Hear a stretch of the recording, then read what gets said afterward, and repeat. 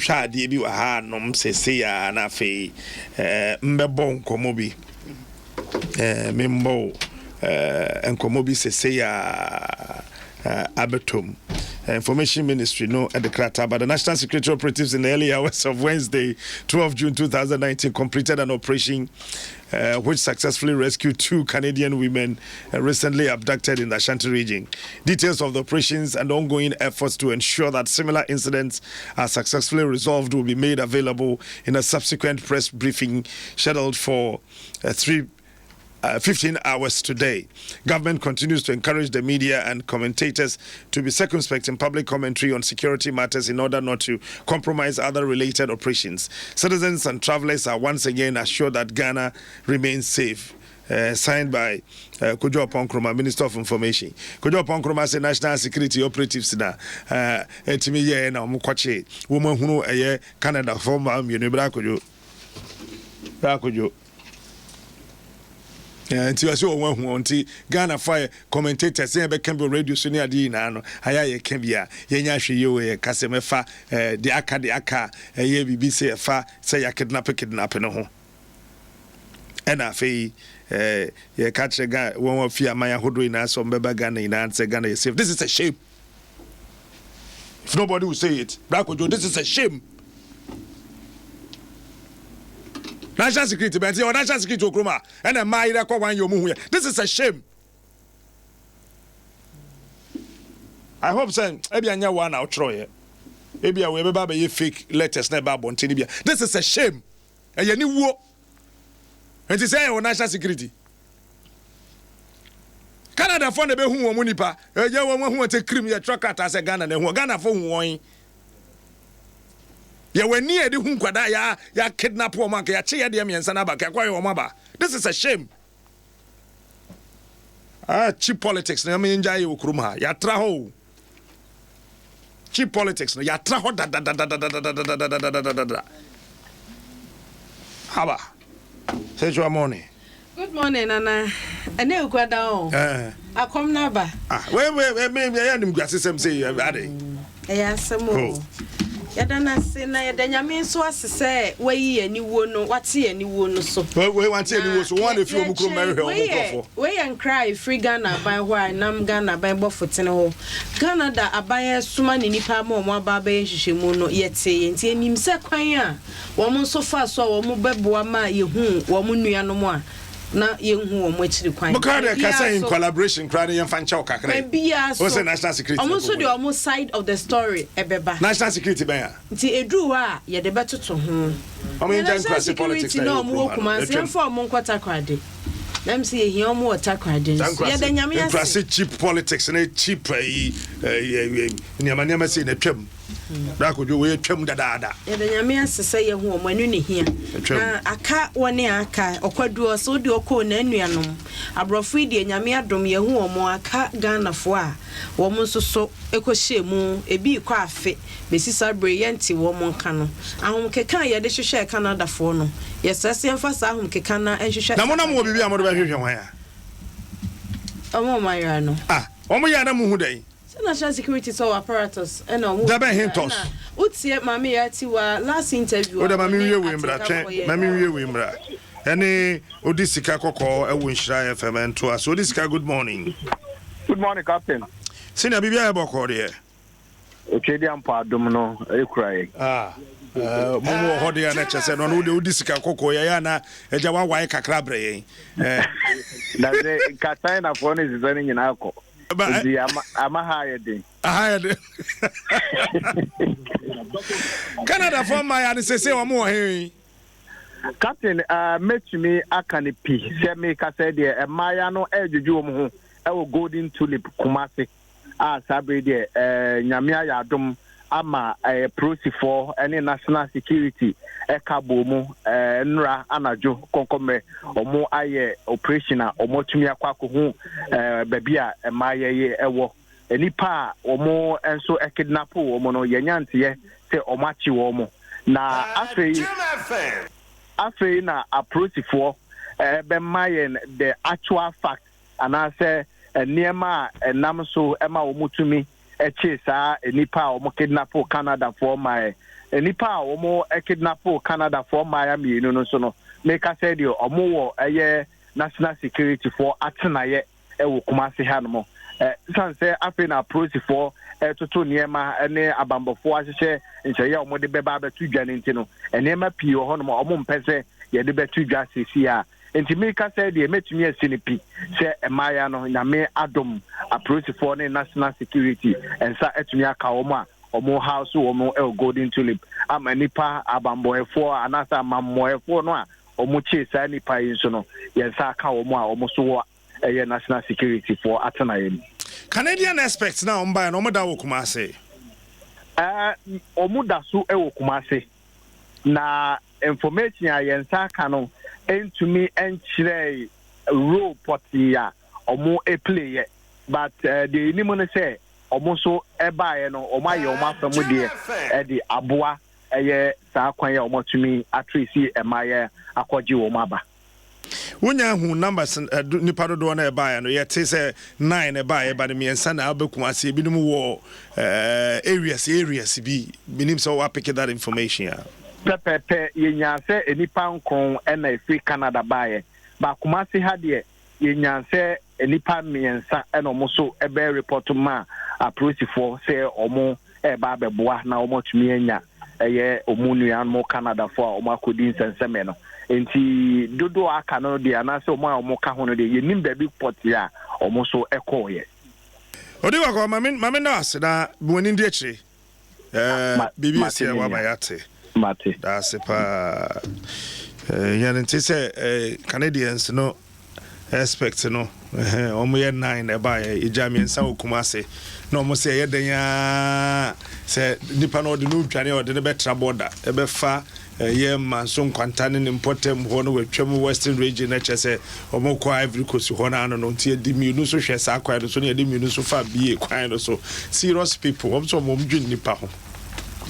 na nipa mako 9 and you do free Canada buyer. It tells you say na wo mani abre. It inka nipa miensa te set takrade nkwade ya. Gajiri se nipa do sign ne beba. Na meka mami ya ti wa CID boss asema na no ka woni interview ye watenka TV o se efa enkwada we hwehwe no. Bibia omu bebi se bia omu anu senior provider. So omu lucky bibia logistics ma omu ni hwehwe enkwada no. Ose efasa nkwada na sem no omo misampo na ye de amawo. Okay, on that score me 42 because ebano police logistics the omu ni kura omo so omo ena on logistics won't me kase ye man logistics ya bembuo kase enti ye man no but obeka se ye man no then no here ye hu na ye hu nkwada no ye ni nimde de hwehwe. Oh, a good time. A good time I said, be why you tum say, where you knew who I can ye knew who Nimudia de Nigeria, woman kidnapping Boko Haram for change my eye. There were a woman no open. Obviously, look, ye Nimudia Nankasa. Kope Israelis, the soldier, foreign aspect, Kakra, Americans, Kakra Beka home, Jack, Kakra Babigu, one year jam you know, 1 year jam, yes, sir. Ye Ninim Diana and Cassie, Ninim Diano. Any area who so on my part say Ghana. Your children kwada bed na wo nie. Besi sabre cross and kwada no sabre o ma sitino muti. Well, share a home information minister went me am even an assurance. Empo say ye mana ayira na ye be hu a home information minister. Sir, the national security operatives in the early hours of Wednesday, 12 June 2019, completed an operation which successfully rescued the 2 Canadian women recently abducted in Ashanti region. Details of the operation and ongoing efforts to ensure that similar incidents are successfully resolved. Which similar incidents? Nane, utie takra de parents na no Saturday omo ye demonstration no. Asamba kwa na wo mo kan se de ye wo mo ya se ase asamba na se emfa enkwada yira ho a ene empanimfo ntantantan so first lady, second lady, president, vice president. And so enkwada na yira no omo bia ni wono ma waka ho asem. Vice president akota takra de Western region twice. Every bra omo sha say ye dede. And so say obeka ho bibi bia na openly eto de bia say arecheche free nipa ho sana na omoka enti ebasa say information minister who the statement but no one my assurance say nkwada no de no so kra na 21 na mo ya na government continues to encourage the media and commentators to be circumspect. No circumspect what they want. Na ni nyina mu no asamba ko a mama ya ti wasam no kaye sa baby okoka say nkwada yi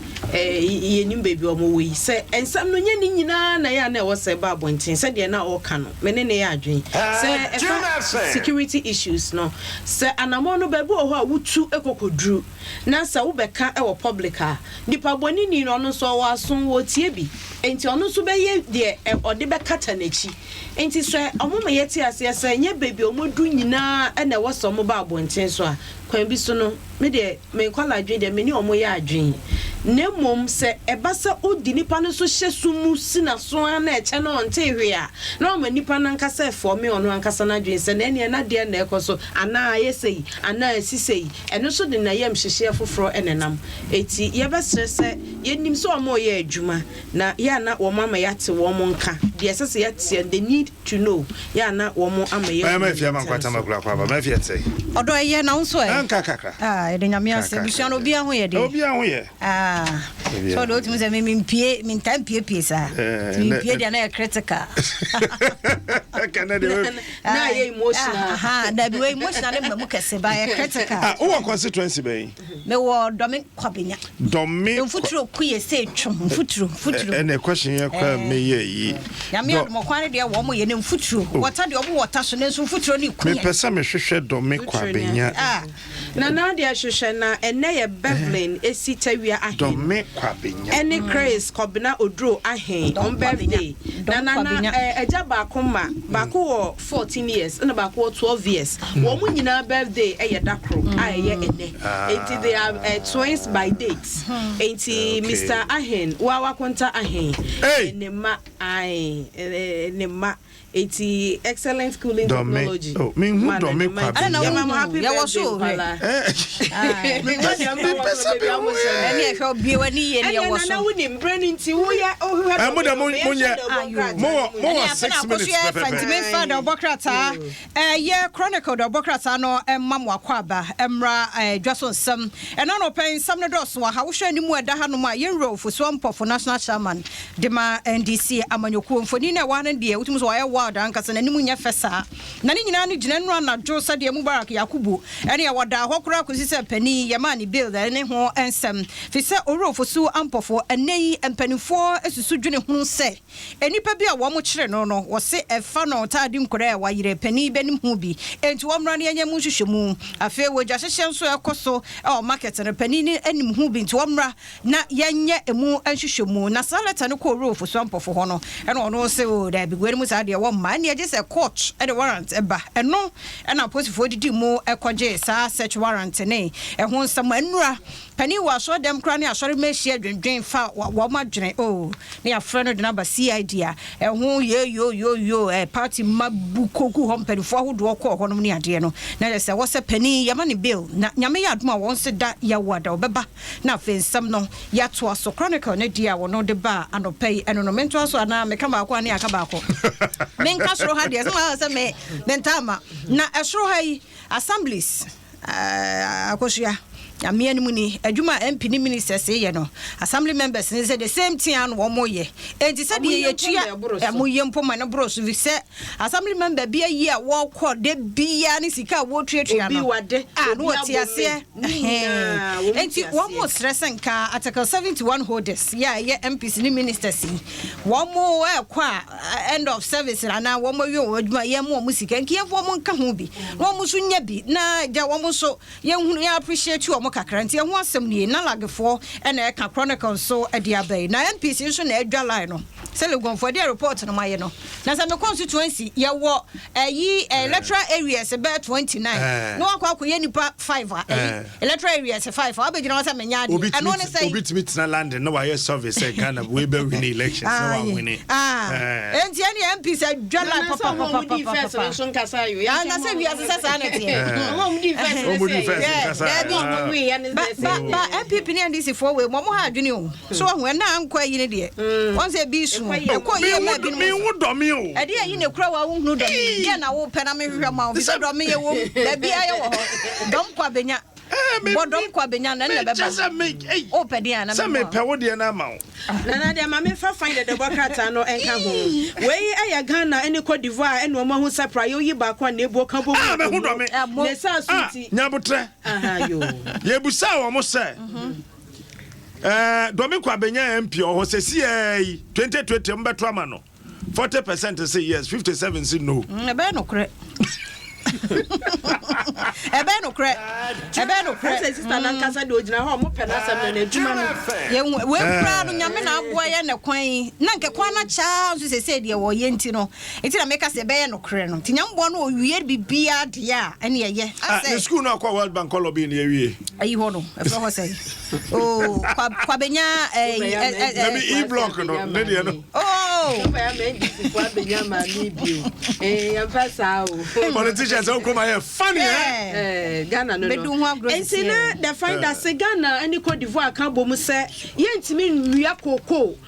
kuani hu obi nsa se bia sa price wo de nante fom na wakodo koko woti kokodo abrocha ya se ne beto no woji achinye enye ye ya kan bom ye ne edua koko papa ne okoko abaga aban panifo no mienu aka ba nchire mu se ye ne ebebo koko bo wo beto ato wo nto agya obi be so be hwa hwa nhwa yiwanyiwa wo mo so beto ato wo nhwa o nto so anu watwam ko 2020 ni 2021 crop season ye ne de ebo ebeto koko so ama ye de ato na se ye de afidie bia ba eti se mobile phone no ba ofofra yetimi de to afuru so ni ehunu de akoso akwada na pomudin nyina na aboa na opani a wono na hwe Ghana Health Service so there be me komra eno de aban na yade pa omni Ivory Coast aban yade pa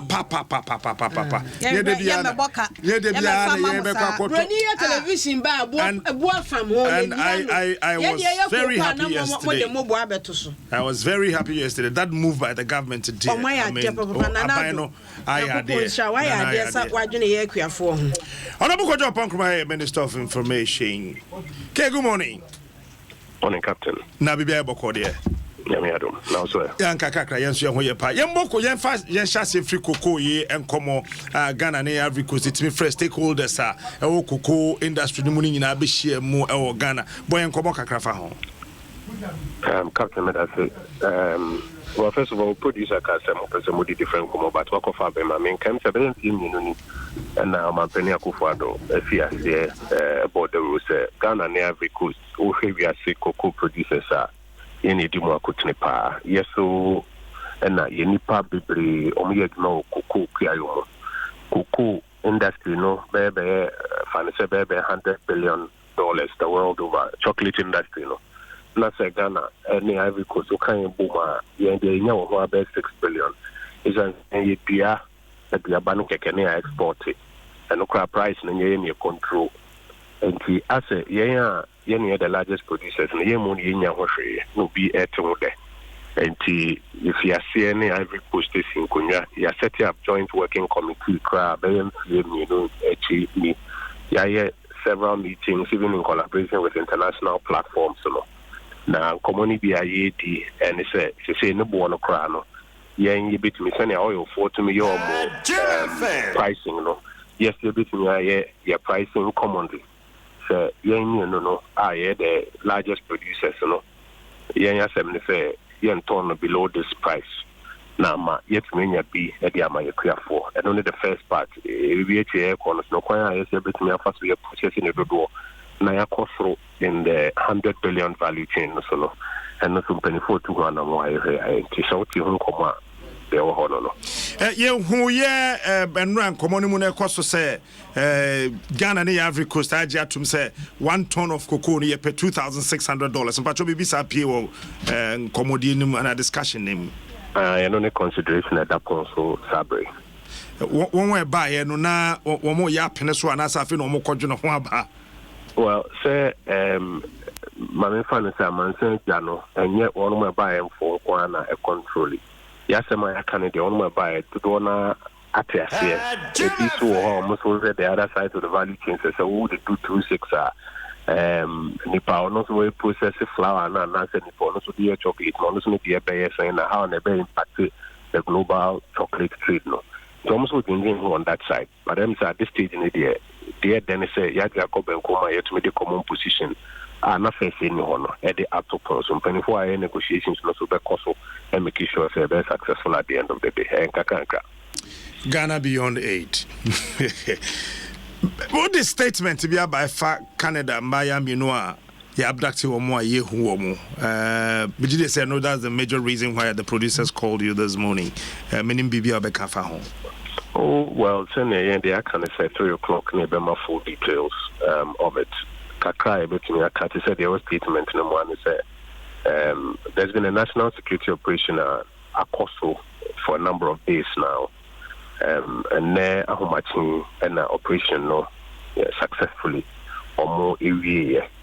a Ghanaian national security operatives and Ediani Mashe ama sa operation we say I successful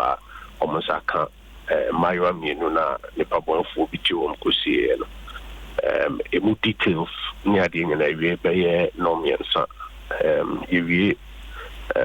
preliminary works na the more details in our better about the best friend say operations be cost one na be ya ukasa bibia o compromise no into bones o mo ye ho adwuma no ase o mo nya ho hwe ase o matiada but o mo ye adwuma bakasa na ukasa we nipa bon for na secret titre ban security matters and to go say statements mo say asan say we ni other similar incidents o mo ye ho adwuma no ye kasa wo hu na wo radio so ni ade no e kasa no nti abutre kakra na ye ma bambo fo na kwanya no mo nyo medwuma ni ngie o mo yewie o mbebo de wu ebe ma obi ani agiti sese ne anope o mo ama ya bossa de nti no miensa ye be din komo akwetri okay yam fani na antenkosi no miensa all right and medase kojo miss medase na kam bebieja na kam bebieja pa me started Jano be sending message there is it the same Kojo upon Kroma who was working the same media house you know say when they say me here juma Obavia Fabaku me enko na ayi Ghanaian time the Bokrata no Cote d'Ivoire ne Ivory Coast de nitie nkomu biom ne mum okọ page 15 hono mu a ma me Jane Mensa na dani mu hai ya wo ye EC boss oba so no kokọ a wato na no pink asem ni nyina gina say smart wa wunim de ekoso limited registration ne ho nsem yi ebi de court na ene court no akotena se ehunu se case bi anim o ma hyedan so ma reason se bia say ana senti ene ya bo ato agu na so asem no se wo ma bo ato agu a se tumi na aba electoral commission panifo ho se wo mo betumi akoso na limited registration no mpese wo mo ye no o betumi akoye na kwadwei pay 3 Ghanaian Times nso a wo papa panimu a wanyini pa se mfie aduoso pensioner they say no one could dear drum din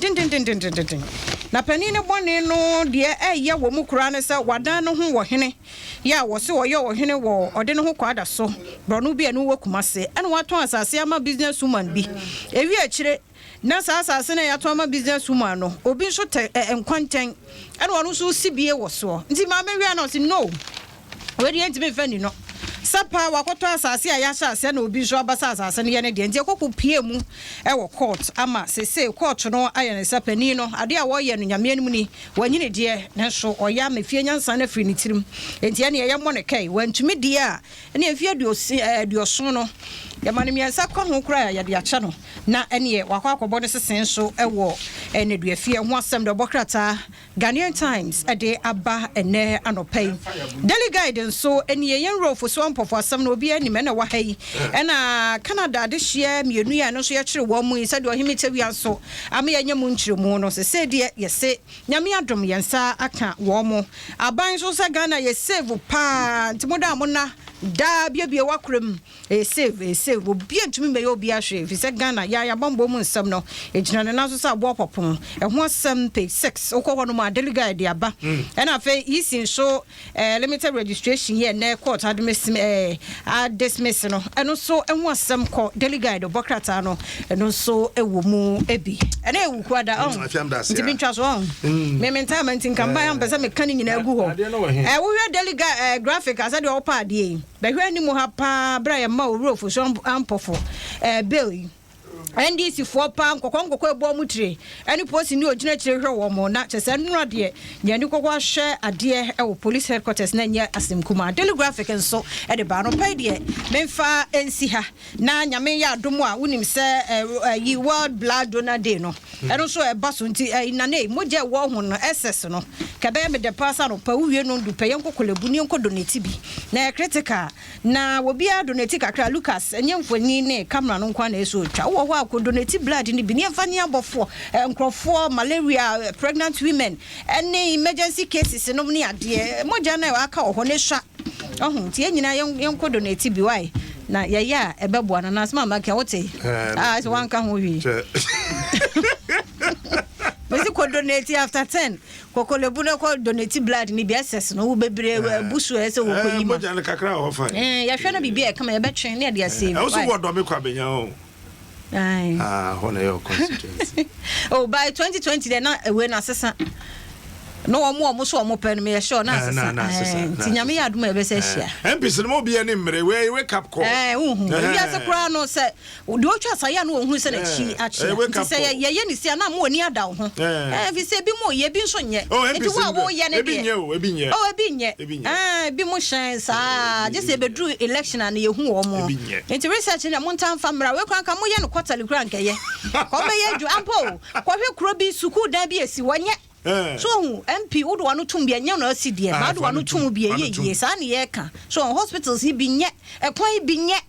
Okay, so I fast, and gang can want some. MP share of the common fund. 3 months be on me a cranky. Why? Timido, why? Thank you. Say, Ukada be abeba. Oh, someone permission. Oh, wouldn't you so grab? Mate, no, man, I took away, and I mean, one. Be a so on penny, that's good. Shannon, some of us have Russell see the Faber was so brown or delay a crab and no, watch out upon some watch it. But more than a Shannon, some of us have vital Greenfield Scientific Health and of a Franco Trading Enterprise. One of the Swasted the Faber was so brown. Yabazia. Medokwame, Makume Mutafi, Vermena.